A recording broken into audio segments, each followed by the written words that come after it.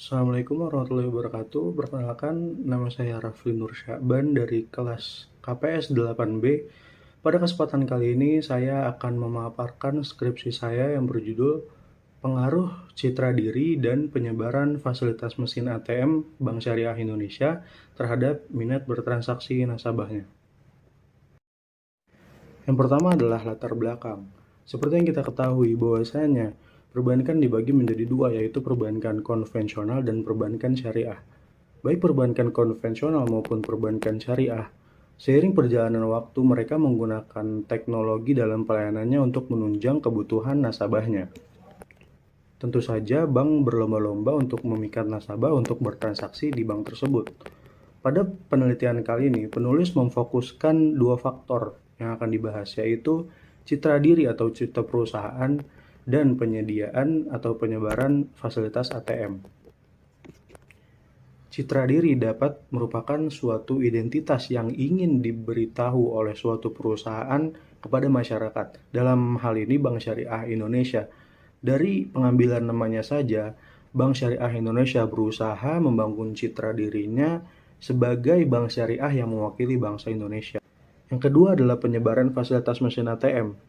Dengan segala kegunaan dan manfaat yang ditawarkan oleh mesin ATM kepada bank maupun nasabah, seperti nasabah tidak perlu mengunjungi bank terdekat untuk melakukan transfer dan penyetoran maupun penarikan uang tunai. Dengan adanya ATM, hal tersebut dapat diakomodir oleh ATM itu. Namun, pada saat ini, Bank Syariah Indonesia dirasa kurang menyediakan fasilitas mesin ATM di tempat-tempat strategis seperti pusat perbelanjaan, pom bensin, dan tempat-tempat lainnya. Selanjutnya adalah rumusan masalah. Berdasarkan latar belakang yang telah disusun oleh penulis, teridentifikasi suatu masalah, yaitu kurangnya penyebaran mesin ATM Bank Syariah Indonesia yang dirasakan oleh nasabahnya. Hal ini dapat berdampak pada citra perusahaan yang dibentuk oleh Bank Syariah Indonesia. Masyarakat akan mengenal bahwasannya Bank Syariah Indonesia kurang menyediakan fasilitas ATM. Itulah persepsi yang akan terbentuk. Dengan kurangnya fasilitas ATM ini dapat berpengaruh pada minat bertransaksi masyarakat pada Bank Syariah Indonesia ini. Hal ini dikarenakan melalui penelitian awal yang sebelumnya penulis lakukan, didapatkan kesimpulan bahwasanya minat bertransaksi masyarakat akan muncul apabila suatu bank memiliki citra yang baik dan memiliki penyebaran mesin ATM yang memadai sesuai dengan kebutuhan nasabahnya. Lalu timbul beberapa pertanyaan pada penelitian kali ini. Yang pertama, bagaimana pengaruh citra diri Bank BSI terhadap minat bertransaksi nasabahnya? Yang kedua, apakah penyediaan ATM BSI berpengaruh terhadap minat bertransaksi nasabahnya? Dan yang ketiga, variabel manakah di antara dua variabel di atas, yaitu citra diri dan penyediaan ATM, yang lebih memiliki pengaruh yang lebih besar terhadap minat bertransaksi nasabah? Pada penelitian ini, peneliti mengambil beberapa referensi dari penelitian terdahulu. Contohnya di sini adalah skripsi yang disusun oleh Ahmad Abdillah Reza dengan judul Pengaruh Fasilitas dan Pelayanan Bank terhadap Minat Transaksi di Bank Syariah pada Mahasiswa Fakultas Ekonomi dan Bisnis Islam di Lampung. Pada penelitian ini memiliki kesimpulan yaitu hasil uji T menunjukkan bahwa nilai T hitung lebih besar daripada nilai T tabel dan memiliki tingkat signifikansi lebih kecil dari 5%. Maka fasilitas di sini berpengaruh positif terhadap minat transaksi. Dapat dibuktikan dengan nilai koefisien regresi sebesar 0,224 yang menunjukkan pengaruhnya positif. Hal ini berarti fasilitas yang semakin baik mengakibatkan minat transaksi yang juga baik. Selanjutnya ada skripsi dari Dian Ekawati yang berjudul Analisis Ketersediaan Fasilitas Bank Syariah di Daerah terhadap Minat Masyarakat Menabung di Bank Syariah. Penelitian ini berkesimpulan bahwasanya fasilitas-fasilitas yang tersedia di Bank Syariah Mandiri Bulukumba seperti kantor kas, ATM, kartu ATM, mobile banking, situs banking, SMS banking, internet banking, dan yang lainnya mendapatkan penilaian yang positif dari nasabah. Selanjutnya ada penelitian dari Iwan Kurniawan Subagja yang berjudul Pengaruh Kualitas Layanan dan Citra Perusahaan terhadap Kepuasan Nasabah PT Bank Perkreditan Rakyat Gracia Mandiri Bekasi Timur. Penelitian ini berkesimpulan bahwasanya berdasarkan hasil analisis deskriptif diperoleh bahwa kualitas layanan dan citra perusahaan memberikan kontribusi terhadap kepuasan nasabah. Temuan ini sejalan dengan peneliti-peneliti sebelumnya, yaitu Diah dan Trisnowati pada tahun 2015, mengenai faktor-faktor yang mempengaruhi kepuasan konsumen, di mana nilai yang diberikan oleh konsumen atau pelanggan dan kualitas layanan mendapatkan kontribusi atau memberikan kontribusi terhadap kepuasan konsumen itu sendiri. Berikut adalah visualisasi kerangka pemikiran pada penelitian kali ini, di mana citra diri sebagai X1, penyediaan ATM sebagai X2, dan minat bertransaksi sebagai Y. Di sini citra diri X1 memiliki pengaruh tersendiri kepada minat bertransaksi. Begitu pula dengan penyediaan ATM, yaitu X2 memiliki pengaruh tersendiri terhadap minat bertransaksi. Serta kedua variabel X1 dan X2 memiliki pengaruh secara bersamaan kepada minat bertransaksi.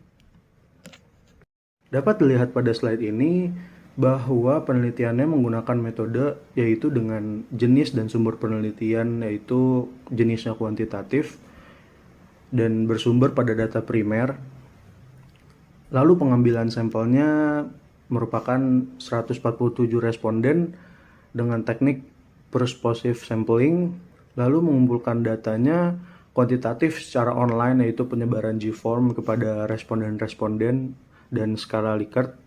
Lalu data-data yang terkumpul dianalisis menggunakan uji regresi linear berganda yang tersusun dari beberapa uji di bawahnya sehingga mendapatkan suatu hasil yang akan dijelaskan pada slide-slide berikutnya.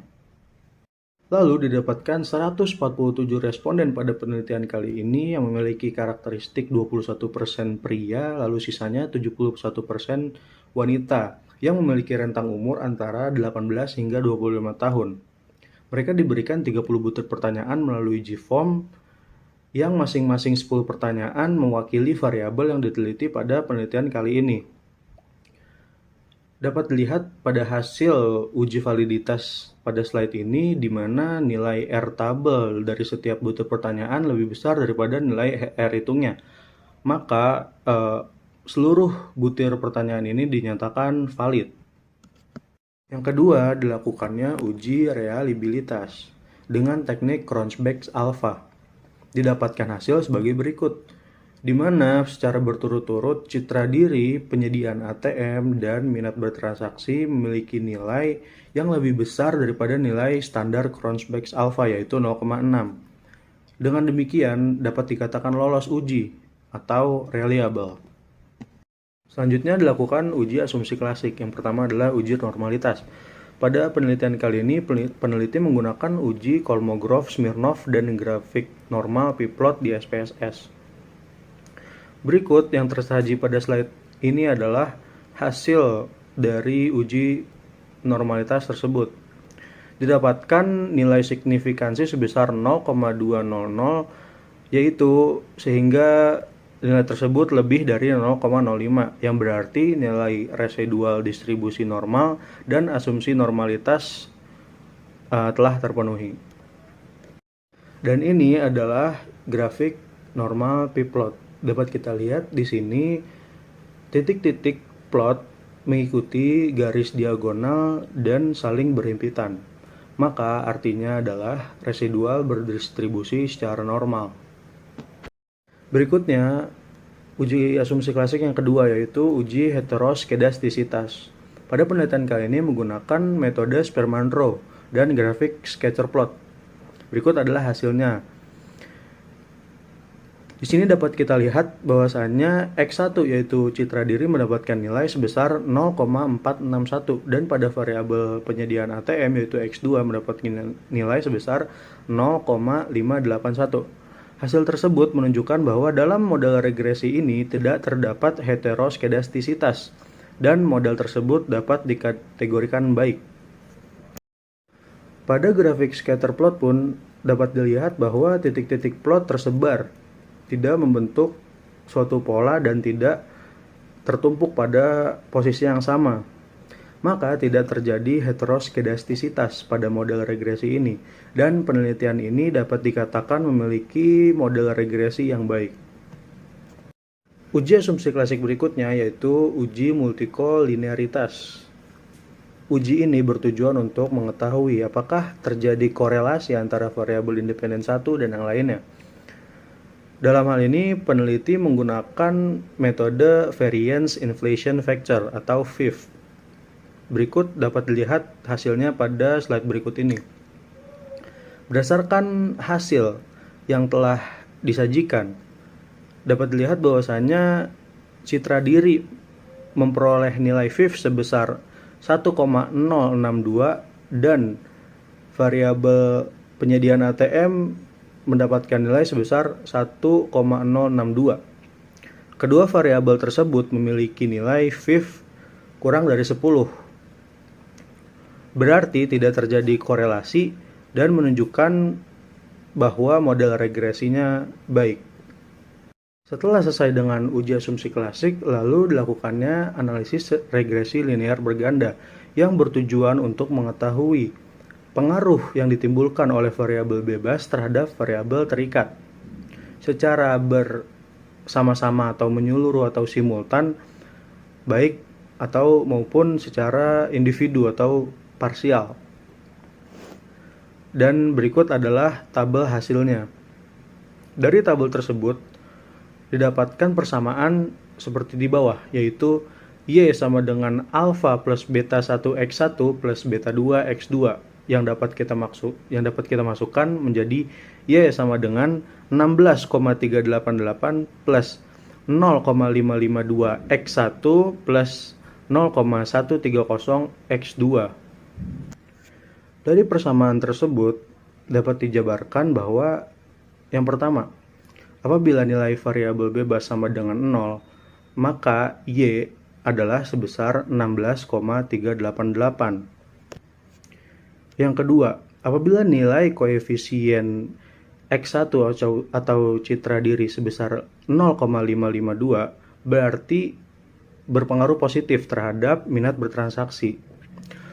Maka semakin tinggi citra diri atau X1, maka semakin tinggi pula minat bertransaksi atau Y sebesar 0,552.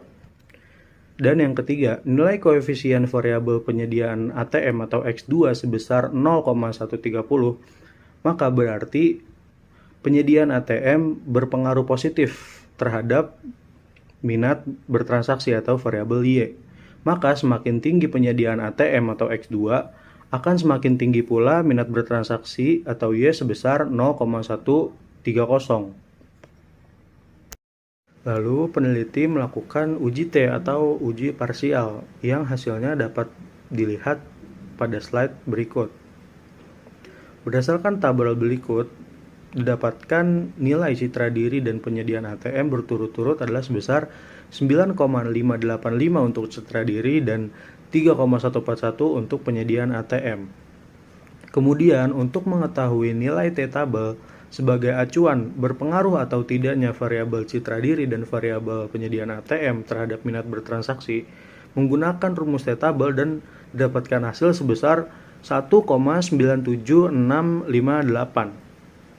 Berdasarkan hasil tersebut, citra diri memiliki hasil T hitung yang lebih besar, yaitu 9,585, lebih besar dari 1,97658. Begitu pula dengan penyediaan ATM memiliki nilai yang lebih besar pula. Maka berdasarkan hasil uji T tersebut, variabel citra diri dan variabel penyediaan ATM berpengaruh terhadap minat bertransaksi. Setelah lolos uji T atau uji parsial, selanjutnya dilakukan uji F atau uji simultan. Uji simultan bertujuan untuk mengetahui pengaruh yang ditimbulkan oleh kedua variabel secara bersamaan terhadap variabel Y. Pada slide ini telah disajikan tabel hasil dari uji F atau uji simultan. Berdasarkan hasil uji F di atas, didapatkan nilai yang tertera pada tabel, yaitu 61,748, yakni memiliki nilai yang lebih tinggi daripada F tabel yang telah dihitung dan mendapatkan hasil sebesar 3,060. Maka dari hasil tersebut dapat dinyatakan bahwa kedua variabel berpengaruh secara simultan terhadap variabel Y atau minat bertransaksi. Berikut adalah ujian terakhir, yaitu uji koefisien determinasi atau R-square. Uji koefisien determinasi bertujuan untuk menjelaskan seberapa kuat suatu variabel independen menjelaskan atau menerangkan suatu variabel dependen. Hal ini berarti apabila semakin tinggi nilai koefisien determinasi, maka semakin tinggi pula suatu variabel independen menjelaskan variabel dependennya. Dan berikut adalah hasil uji koefisien determinasi yang dapat disajikan pada slide berikut. Berdasarkan hasil uji koefisien determinasi, didapatkan nilai adjusted R-square yaitu sebesar 0,454. Hal tersebut berarti besarnya pengaruh variabel citra diri X1 dan penyebaran ATM X2 terhadap variabel minat bertransaksi Y sebesar 45,4%. Lalu sisanya sebesar 54,6% dipengaruhi oleh variabel lainnya di luar variabel yang telah diteliti pada penelitian kali ini. Setelah melalui berbagai uji dan penjelasan yang telah dipaparkan, kini masuk ke dalam bagian kesimpulan pada penelitian kali ini. Kesimpulan yang pertama adalah citra diri yang sebagai variabel X1 pada penelitian kali ini yang dibangun oleh Bank Syariah Indonesia nyatanya berpengaruh pada minat bertransaksi nasabah sesuai dengan hasil uji hipotesis. Kesimpulan yang kedua, penyediaan mesin ATM yang merupakan variabel X2 pada penelitian kali ini berpengaruh pada minat bertransaksi nasabah sesuai dengan hasil uji hipotesis. Kesimpulan yang ketiga yaitu dari kedua variabel citra diri dan penyediaan ATM, nyatanya variabel citra dirilah yang paling berpengaruh pada minat bertransaksi nasabah. Lalu kesimpulan terakhir yaitu kedua variabel ini memiliki pengaruh terhadap minat bertransaksi nasabah sebesar 45,4% dan sisanya sebesar 54,6% dipengaruhi oleh faktor-faktor atau variabel lainnya yang tidak diteliti pada penelitian kali ini. Lalu saran yang dapat disampaikan oleh peneliti pada penelitian kali ini berdasarkan hasil penelitian adalah hendaknya BSI dapat lebih memerhatikan tingkat penyebaran atau pendistribusian mesin ATM di seluruh Indonesia untuk kepentingan nasabahnya, sehingga tidak mencoreng citra yang selama ini telah BSI buat atau BSI bangun untuk melayani kebutuhan keuangan syariah di Indonesia. Selain itu, untuk peneliti selanjutnya hendaknya dapat meneliti variabel lain, mengingat BSI merupakan bank terbesar di Indonesia, maka masih banyak variabel lain yang dapat dikulik untuk dilakukan penelitian selanjutnya, serta menjangkau responden yang lebih luas sehingga mendapatkan jawaban yang lebih valid untuk melakukan penelitian selanjutnya. Ya, berikut adalah semua yang dapat saya sampaikan pada kesempatan kali ini. Terima kasih atas perhatiannya, kurang lebihnya mohon maaf. Wassalamualaikum warahmatullahi wabarakatuh.